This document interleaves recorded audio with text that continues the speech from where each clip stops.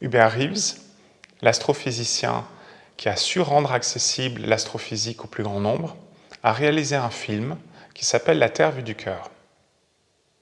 Dans ce film, il retrace l'origine de la séparation de l'espèce humaine avec les autres espèces à l'époque de René Descartes, XVIIe siècle.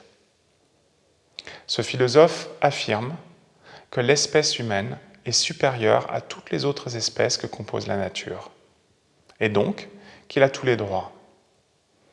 Donc cette séparation qui existe dans l'esprit humain, profondément dans le subconscient humain, existe depuis plus de 300 ou 400 ans. Donc la solution est simple.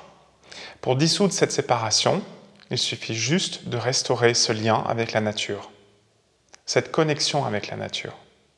La solution n'est pas nécessairement d'aller s'isoler dans le milieu rural. Bien sûr, quand on est dans une forêt, on sent les bénéfices d'une forêt. Les Japonais pratiquent le Shirin-yoku, ou le bain dans une forêt, justement pour reprendre conscience de cette appartenance à la nature. Mais s'éloigner de l'espèce humaine, c'est également s'éloigner d'une partie de la nature. Donc on peut tout à fait rester en ville, avoir une vie active, tout en restaurant cette connexion. Le yoga signifie union en sanskrit. Son objectif est de réaliser l'union avec la nature. Donc de restaurer cet équilibre et cette union avec la nature, ce lien avec la nature. Dans son essence, le yoga est un moyen concret, une feuille de route tangible pour réaliser cet objectif. C'est un peu comme le parcours du saumon, un retour aux sources.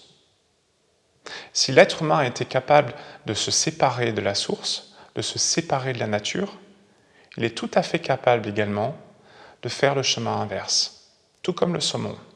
Alors évidemment, la question suivante est de comprendre en quoi le yoga est une solution concrète. Nous allons l'explorer ensemble.